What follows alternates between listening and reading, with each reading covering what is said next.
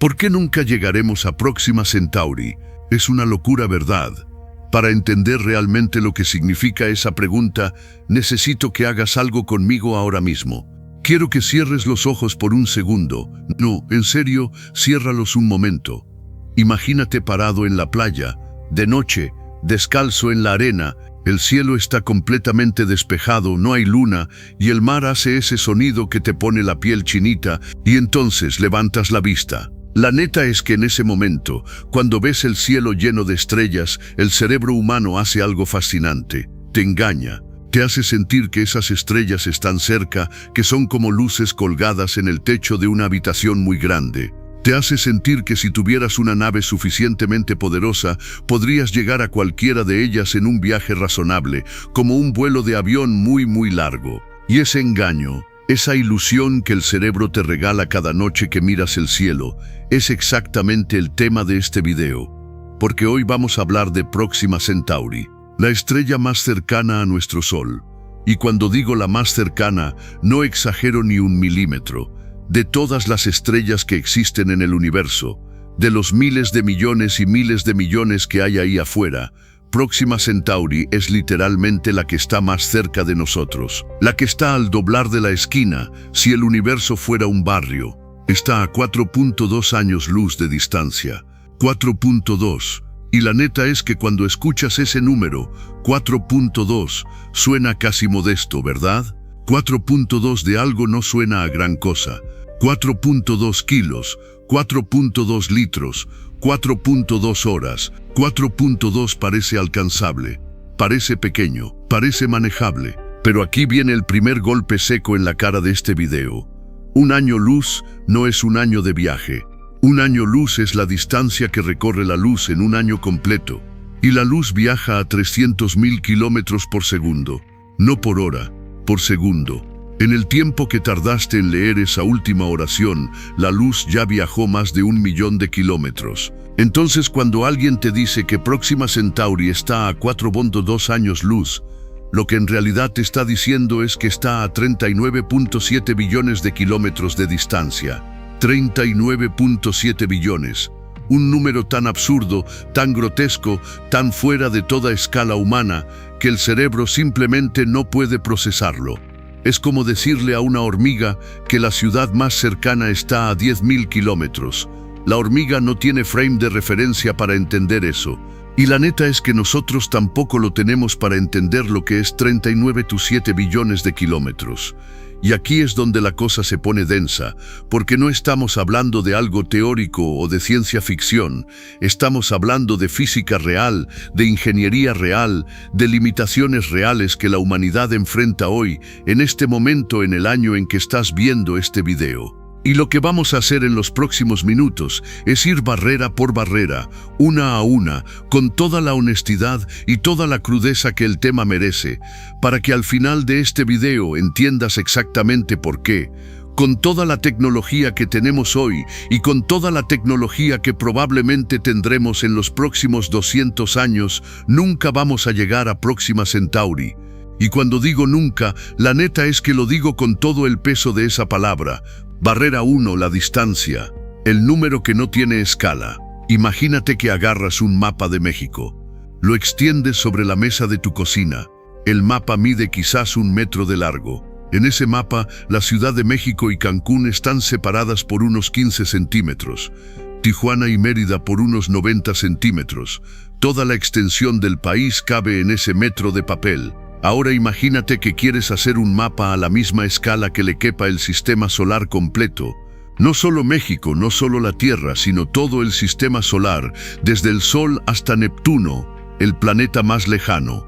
¿Cuánto mediría ese mapa? La respuesta te va a dar un baño de agua helada. Mediría aproximadamente 12 metros. 12 metros para contener todo el sistema solar. Mercurio, Venus, la Tierra, Marte, el cinturón de asteroides, Júpiter, Saturno con sus anillos espectaculares, Urano, Neptuno, todo eso en 12 metros. Ahora quédate con esa escala, 12 metros para el sistema solar completo. Y ahora dime, ¿a qué distancia estaría Próxima Centauri en ese mismo mapa? Quizás a 50 metros, a 100 metros, A 200 metros para ser generosos. La neta duele, pero es real. En ese mapa donde el sistema solar mide 12 metros, Próxima Centauri estaría a 300 kilómetros de distancia. 3100 kilómetros. En el mapa, en la escala del papel, eso es como poner el mapa en Ciudad de México y que la estrella más cercana estuviera en algún punto perdido del Océano Atlántico, cerca de las costas de Europa. Y eso es la estrella más cercana, la que está al doblar de la esquina. Ahora piensa en lo que eso significa en términos prácticos.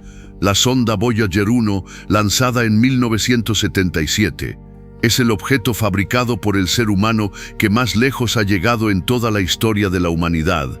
La Voyager 1 viaja a aproximadamente 61.000 kilómetros por hora. Eso es increíblemente rápido para cualquier cosa que hayamos construido nosotros. Es 50 veces más rápido que un avión comercial. Es tan rápido que si pudiera viajar en línea recta desde el suelo, cruzaría México de punta a punta en menos de 30 minutos. Y aún así, viajando a esa velocidad bestial de 61.000 kilómetros por hora, la Voyager 1 tardaría aproximadamente 73.000 años en llegar a Próxima Centauri. 73.000 años. Para poner eso en perspectiva, hace 73.000 años, el Homo sapiens moderno apenas estaba comenzando a salir de África.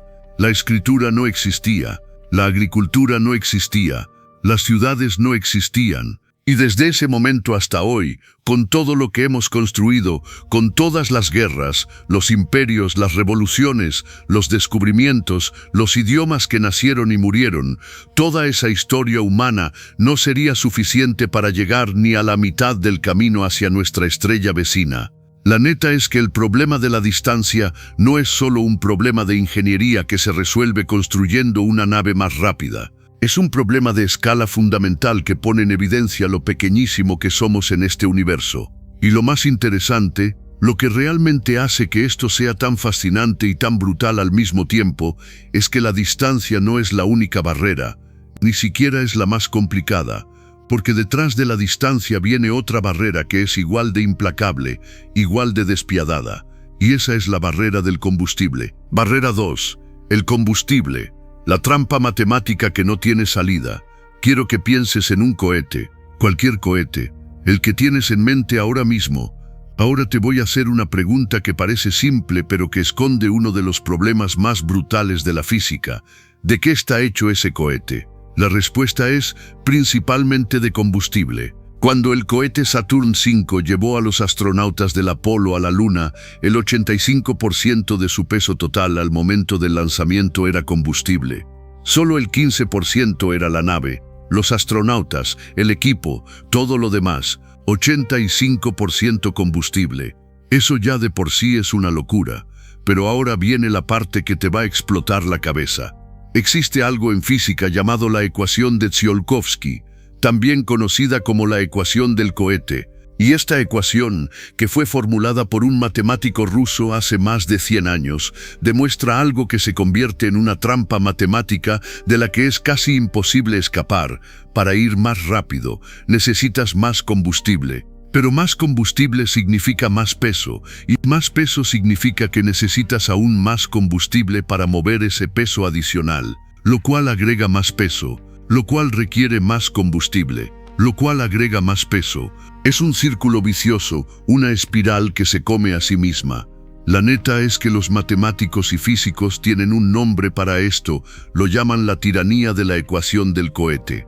Aquí es donde la cosa se pone densa de verdad.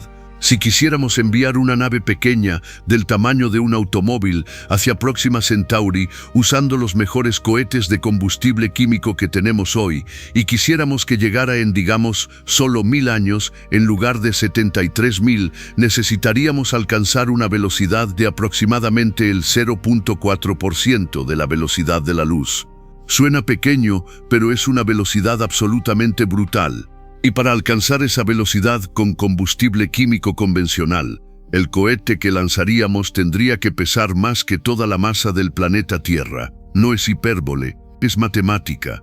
La tiranía de la ecuación del cohete te exige una cantidad de combustible tan grotesca que literalmente no existe en la Tierra suficiente material para construirlo.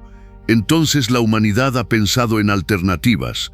Una de las más serias se llama propulsión nuclear. En lugar de quemar combustible químico, usas una reacción nuclear para calentar gas y expulsarlo a velocidades muchísimo mayores. En teoría, esto es mucho más eficiente. En teoría, porque en la práctica, incluso con propulsión nuclear, las estimaciones más optimistas nos dicen que tardaríamos entre 1000 y 3000 años en llegar a Próxima Centauri. Y aquí viene la pregunta que quema. ¿Quién financia una misión de 1000 años? ¿Qué gobierno, qué empresa, qué civilización tiene la capacidad de mantener un proyecto durante 40 generaciones humanas? Y eso sin mencionar el problema que viene después del combustible. El problema que, la neta, es incluso más complicado. El problema de la velocidad. Barrera 3, la velocidad. Acelerar es fácil, frenar te puede matar. Imagínate que estás manejando tu coche en la autopista a 120 kilómetros por hora.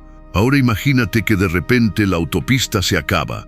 Hay una pared enorme de concreto justo frente a ti y los frenos no funcionan. Eso, en términos muy simplificados, es el problema de la velocidad en los viajes interestelares. Porque la neta es que acelerar en el espacio es relativamente sencillo. Aplicas fuerza, la nave se mueve, va acumulando velocidad. Pero desacelerar es otro asunto completamente diferente. Y si no desaceleras antes de llegar a Próxima Centauri, no llegas. Pasas de largo a velocidades que no te dan tiempo de hacer absolutamente nada. Para desacelerar en el espacio, necesitas exactamente la misma cantidad de energía que necesitaste para acelerar. Lo que significa que si el viaje de aceleración consume la mitad del combustible, el viaje de desaceleración consume la otra mitad. Doble de combustible, doble de todo el problema que ya describimos en la barrera anterior. Y eso asumiendo que puedes frenar de manera controlada. Pero hay un escenario que los físicos discuten con mucha seriedad y que es aún más aterrador. Si viajas a una fracción significativa de la velocidad de la luz, una pequeña partícula de polvo, una partícula microscópica que en condiciones normales ni siquiera notarías, se convierte en un proyectil con la energía de una bomba nuclear. El espacio no está vacío, está lleno de gas interestelar, polvo, partículas subatómicas, y a velocidades relativistas, cada uno de esos granos de polvo es una amenaza mortal. El proyecto Breakthrough Starshot, una iniciativa respaldada por Stephen Hawking antes de su muerte y financiada por el magnate tecnológico Yuri Milner con $100 millones, propone enviar pequeñísimas naves del tamaño de un sello postal, impulsadas por láseres desde la Tierra, a velocidades del 20% de la velocidad de la luz. A esa velocidad llegarían a Próxima Centauri en apenas 20 años. Suena increíble. Pero aquí viene el madrazo. Esas nanoestructuras viajarían tan rápido que no podrían frenar de ninguna manera. Pasarían por el sistema de Próxima Centauri en cuestión de horas, tomando fotos y enviando datos de regreso a la Tierra. Y esas fotos tardarían otros 4 o 2 años en llegar a nosotros. Es fascinante como concepto, pero no es un viaje, es un sobrevuelo, un destello, una fracción de segundo en la inmensidad del espacio. Y para una misión tripulada, para mandar humanos, el problema de la velocidad y el frenado se multiplica por factores que hacen que la mente se doble. Porque detrás del problema de la velocidad y el frenado viene uno que toca algo mucho más personal. Algo que no es un problema de ingeniería ni de matemáticas. Es un problema de biología. Es el problema del tiempo humano. Barrera 4. El tiempo humano. Nadie vive lo suficiente. La neta es que esta barrera es la que más golpea cuando realmente la piensas, porque las otras barreras, la distancia, el combustible, la velocidad, son problemas de ingeniería. Son problemas que en teoría tienen soluciones técnicas, aunque esas soluciones sean extraordinariamente difíciles. Pero el tiempo humano no es un problema de ingeniería. Es un problema existencial. Es el problema de que los seres humanos vivimos, si tenemos mucha suerte y muy buena salud, alrededor de 80 o 90 años. Y eso no es suficiente. No es ni remotamente suficiente. Incluso en los escenarios más optimistas que los físicos y astrónomos discuten hoy, los más optimistas de todos, donde usamos tecnología que todavía no existe para propulsar una nave a velocidades que todavía no hemos alcanzado, el viaje más rápido posible hacia Próxima Centauri que mantiene algún grado de factibilidad física tomaría entre 100 y 300 años. 100 a 300 años, 3 a 10 generaciones humanas, y eso significa que quien saliera de la Tierra nunca llegaría. Sus hijos no llegarían, sus nietos posiblemente tampoco. Los que llegarían, si es que alguien llegara, serían personas que nunca vieron la Tierra, que nacieron en el vacío del espacio, que crecieron en una nave que es el único mundo que conocen. Aquí es donde la cosa se pone densa de una manera diferente, porque esto no es solo un problema de tiempo, es un problema ético, psicológico y social de proporciones enormes. Tienes derecho a traer a un niño al mundo sabiendo que ese niño va a nacer en una nave espacial. Va a vivir toda su vida en esa nave y va a morir en esa nave sin haber elegido ese destino. ¿Eso es exploración o eso es condena? Los filósofos llevan décadas debatiendo esto, y la respuesta no es simple ni cómoda. Imagínate nacer en un cuarto de 50 metros cuadrados, saber que afuera hay un universo entero que nunca vas a ver, y saber que la única razón por la que existes es para mantener una nave funcionando durante otro siglo más. La neta duele, pero es real. Hablar de naves generacionales no es solo un problema de física, es un problema humano profundísimo que no tiene respuesta fácil. Y hay otro ángulo del tiempo que la mayoría de la gente no considera y que los físicos discuten con una seriedad que te pone los pelos de punta. Se llama dilatación del tiempo. Einstein demostró que el tiempo no es absoluto, que fluye a diferentes velocidades dependiendo de qué tan rápido te muevas. A velocidades cercanas a la luz, el tiempo dentro de la nave se hace más lento que el tiempo en la Tierra. Así que si una nave viajara al 90% de la velocidad de la luz, el viaje de 4.6 años luz podría sentirse como solo 2 años para los tripulantes. En teoría, eso parece una ventaja.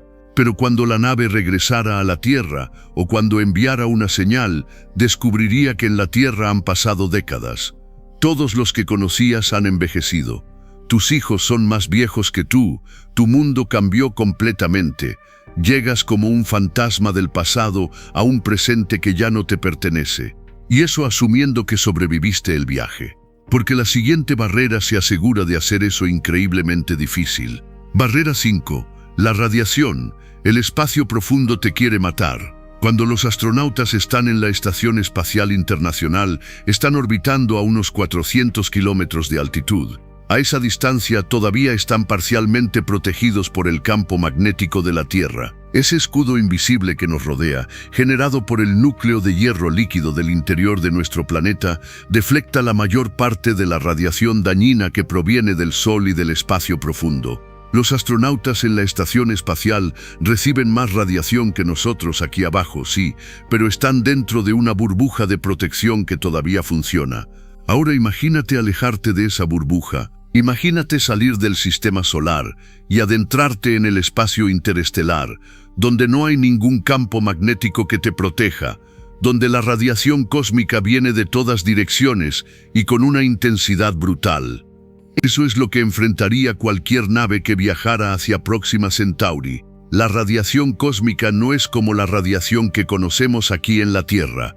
No es solo rayos X o rayos gamma. Es también partículas subatómicas, protones y núcleos atómicos que viajan a velocidades cercanas a la de la luz, aceleradas por explosiones estelares ocurridas hace miles de años a miles de años luz de distancia. Cuando estas partículas golpean el cuerpo humano, atraviesan células, rompen cadenas de ADN, dañan órganos y con el tiempo acumulado de años o décadas de exposición, prácticamente garantizan cáncer, daño neurológico y muerte prematura. Los astronautas que fueron a la Luna en los años 60 y 70 tuvieron exposiciones relativamente breves a este tipo de radiación, días, no años. Y aún así, estudios recientes muestran que muchos de ellos desarrollaron enfermedades cardiovasculares a tasas significativamente más altas que astronautas que solo viajaron a la órbita terrestre baja.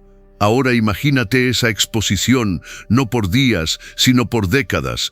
La neta es que los modelos actuales sugieren que en un viaje de 10 años en el espacio interestelar, sin protección adicional, un ser humano recibiría una dosis de radiación que equivale a cientos de escáneres de tomografía computarizada por año, cada año sin parar. El daño acumulado sería devastador. Y blindar la nave contra esa radiación es una chamba monumental porque las partículas de alta energía pueden atravesar casi cualquier material que conozcamos. El agua es uno de los mejores escudos que tenemos porque los átomos de hidrógeno absorben y dispersan esas partículas.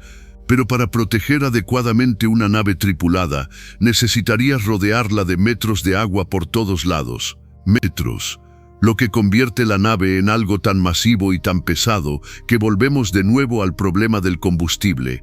Y como si eso no fuera suficiente, hay otro tipo de radiación que no viene del espacio profundo sino de la propia nave. Si usamos propulsión nuclear, el reactor genera su propia radiación. Si viajamos a velocidades relativistas, las partículas de gas interestelar que impactan la nave a esas velocidades generan radiación secundaria. El espacio profundo es, en todos los sentidos posibles de la palabra, un ambiente diseñado para matar seres vivos de manera lenta y sistemática. Énfasis, y aquí es donde la siguiente barrera llega con todo el peso de una realidad que pocos quieren discutir abiertamente: el dinero. Barrera 6. La economía. El precio que ninguna civilización puede pagar. Vamos a hacer un ejercicio de imaginación que va a ser incómodo pero necesario.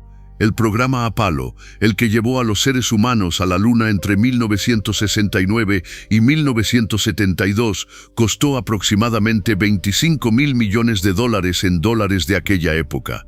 Ajustado a la inflación actual, eso equivale a más o menos $280.000 millones. $280.000 millones. Ese es el número más grande de gasto científico en la historia de la humanidad. Una inversión sin precedentes que movilizó a 400.000 ingenieros, científicos y trabajadores y que consumió aproximadamente el 4% del presupuesto federal de los Estados Unidos durante años. Y eso fue para ir a la Luna. La Luna está a 384.000 kilómetros de distancia. Próxima Centauri está a 39,7 billones de kilómetros. Hacer los cálculos para una misión a Próxima Centauri es casi un ejercicio absurdo, porque los números que salen hacen que el programa Apolo parezca el presupuesto de un fin de semana. Algunos economistas y astrofísicos han intentado hacer estimaciones serias, y las cifras que resultan son tan grandes que literalmente no tienen nombre en el lenguaje cotidiano. Estamos hablando de números que requieren una forma de notación científica para escribirlos. Estamos hablando de un gasto que superaría el Producto Interno Bruto de todos los países de la Tierra combinados, multiplicado por muchos órdenes de magnitud. La neta es que incluso pensar en esos números en términos concretos es casi imposible, pero hay algo más interesante que el costo puro en dinero, y es la cuestión de la voluntad política y la continuidad institucional. El programa Apolo fue posible porque duró aproximadamente una década, tenía un objetivo claro y concreto y había una motivación geopolítica poderosa detrás: la Guerra Fría, la competencia con la Unión Soviética, el orgullo nacional. Eso fue suficiente para mantener el financiamiento y el apoyo político durante esa década. Pero una misión a Próxima Centauri requeriría no una década de compromiso, sino siglos, literalmente siglos. Y en toda la historia de la humanidad no existe un solo ejemplo de una institución, gobierno, empresa o estructura de poder que haya mantenido un objetivo único y coherente durante siglos sin desintegrarse, cambiar de dirección, ser derrocada, declararse en quiebra o simplemente desaparecer. Imagínate que la misión se lanza hoy, en 2000 años, cuando la nave todavía no ha llegado ni al 1% de su viaje. ¿Quién va a seguir financiando el proyecto? Los gobiernos que existen hoy seguirán existiendo. Los idiomas que hablamos hoy seguirán siendo los mismos. Las instituciones que controlaran la misión tendrán algún sentido de responsabilidad hacia los tripulantes que nacieron décadas después de que el proyecto comenzó. La neta duele, pero es real. La historia humana nos dice que estos compromisos no se sostienen. Los imperios caen, las prioridades cambian, las guerras interrumpen todo, y los tripulantes de esa nave quedarían solos, a años luz de cualquier ayuda, dependiendo de una civilización que quizás para entonces ya no recuerda por qué lanzó esa misión en primer lugar. Y todo eso, toda esa cadena de problemas económicos e institucionales, nos lleva a la última y quizás más filosófica de todas las barreras, la barrera del destino. La pregunta de ¿y si llegamos? ¿Qué encontramos? Barrera 7. El destino. Aunque llegáramos, no hay garantía de nada. Próxima Centauri es una estrella enana roja. Y eso suena casi simpático, ¿verdad? Enana roja. Como el nombre de un personaje de cuento. Pero la neta es que las enanas rojas son estrellas que, desde el punto de vista de la habitabilidad de planetas, tienen un carácter extraordinariamente violento e impredecible. Próxima Centauri en particular es conocida por sus llamaradas estelares, explosiones de radiación y plasma que ocurren con una frecuencia y una intensidad que harían que cualquier planeta cercano sea un lugar extremadamente hostil para la vida tal como la conocemos. Sí, existe un planeta confirmado orbitando a Próxima Centauri. Se llama Próxima Centauri b. Fue descubierto en 2016 y está en lo que los astrónomos llaman la zona habitable de su estrella, lo que significa que su temperatura podría permitir agua líquida en la superficie. Cuando se anunció ese descubrimiento, el mundo enloqueció. Los titulares decían que habíamos encontrado la Tierra más cercana, el vecino más próximo, la esperanza de la humanidad para escapar de este planeta. Y la neta es que eso era una exageración enorme, porque la zona habitable de una enana roja no funciona igual que la zona habitable del Sol. Para estar en la zona habitable de Próxima Centauri, el planeta tiene que orbitar mucho más cerca de la estrella que la Tierra orbita al Sol. Tan cerca que lo que los astrónomos llaman marea gravitacional, la misma fuerza que hace que la Luna siempre nos muestre la misma cara. Muy probablemente ha dejado a Próxima Centauri b en rotación síncrona, siempre el mismo lado mirando a la estrella, siempre en noche absoluta el otro lado. Un hemisferio de calor extremo y uno de frío extremo, separados por una franja crepuscular en el borde, énfasis, y encima de eso, las llamaradas estelares de Próxima Centauri, que son mucho más frecuentes y violentas que las del Sol, bombardean ese planeta con dosis masivas de radiación ultravioleta y rayos X cada pocos días. La atmósfera, si es que existe, podría estar siendo erosionada constantemente por esa radiación. Y sin atmósfera no hay protección. Sin protección no hay vida. O al menos no hay vida como la que conocemos aquí. Y hay algo más. Incluso si Próxima Centauri b tuviera condiciones remotamente habitables, ¿qué garantía tenemos de que lo seguirá siendo cuando llegue nuestra nave dentro de 300 o 1000 o 10.000 años? Las estrellas evolucionan. Los planetas cambian. Una llamarada particularmente violenta podría arrasar la atmósfera del planeta en el tiempo en que nuestra nave está en camino. Llegaríamos a un destino que para ese momento ya no es lo que esperábamos. Gastaríamos generaciones de vidas humanas viajando hacia un sueño que en el momento de la llegada ya no existe. La chamba monumental de superar las 6 barreras anteriores, la distancia, el combustible, la velocidad, el tiempo humano, la radiación y la economía, podría terminar en un planeta que no tiene nada que ofrecernos. Un planeta desnudo, bombardeado por radiación, sin atmósfera, sin agua líquida en la superficie, sin nada más que roca y silencio. Y ese silencio, ese final abierto, ese no saber hasta que llegas, es quizás la parte más dura de todo esto. Reflexión final. Entonces llegamos al final de este viaje, de esta plática larga y densa que empezamos en una playa imaginaria mirando las estrellas. Y quiero ser honesto contigo sobre lo que significa todo lo que acabamos de recorrer juntos.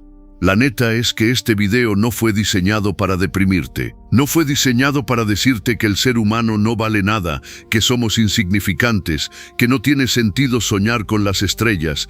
Para nada. Eso sería la conclusión equivocada. La conclusión correcta, la que yo saco de todo este análisis, es que la distancia que nos separa de Próxima Centauri no es un insulto al ser humano, es un recordatorio de la escala real del universo, y hay algo profundamente humilde y al mismo tiempo profundamente inspirador en aceptar esa escala, porque la física no nos dice que es imposible para siempre, nos dice que es imposible hoy. con lo que tenemos hoy, con lo que sabemos hoy. Y la historia de la humanidad está llena de cosas que en su momento parecían imposibles para siempre y que con el tiempo se volvieron rutina. Volar en avión, trasplantar corazones, llegar a la luna, secuenciar el genoma humano. La lista es larga. Quizás dentro de 500 años, cuando una civilización humana que no se parece en nada a la nuestra actual vea este video, se rían de nosotros como nosotros nos reímos hoy de los mapas medievales que dibujaban monstruos en los bordes del océano. Quizás para entonces habrán descubierto física que nosotros ni siquiera sospechamos que existe. Quizás la propulsión de curvatura, que hoy es pura ciencia ficción, habrá encontrado alguna base real en teorías que todavía no hemos formulado. Énfasis, quizás. La neta es que no lo sabemos. Y esa incertidumbre, ese quizás enorme que el universo nos pone enfrente, es lo que hace que valga la pena seguir mirando al cielo. Lo que sí sabemos con certeza, lo que la física de hoy nos dice sin ambigüedad, es que con las 7 barreras que recorrimos en este video, con la tecnología disponible y con el conocimiento actual, no hay un camino realista hacia Próxima Centauri en ninguna escala de tiempo que sea relevante para nuestra civilización. Y aceptar eso no es rendirse, es ser honesto. Es pararse frente al universo y decir, eres más grande de lo que imaginaba, eres más difícil de dominar de lo que creía, y eso, lejos de achicarme, me llena de curiosidad. Si este video te movió algo por dentro, si te sacudió aunque sea un poco la forma en que ves el cosmos, dale like, compártelo con alguien que sepa apreciar este tipo de plática y suscríbete si no lo has hecho todavía. Activa la campana para que no te pierdas lo que viene, porque el próximo video vamos a hablar de algo que está mucho más cerca, algo que la NASA acaba de confirmar y que tiene implicaciones que ningún medio de comunicación está explicando con la profundidad que merece. No te lo quiero adelantar todo, pero te digo esto, tiene que ver con agua, y con un lugar dentro de nuestro sistema solar donde quizás, solo quizás, no estamos tan solos como pensamos. Nos vemos pronto.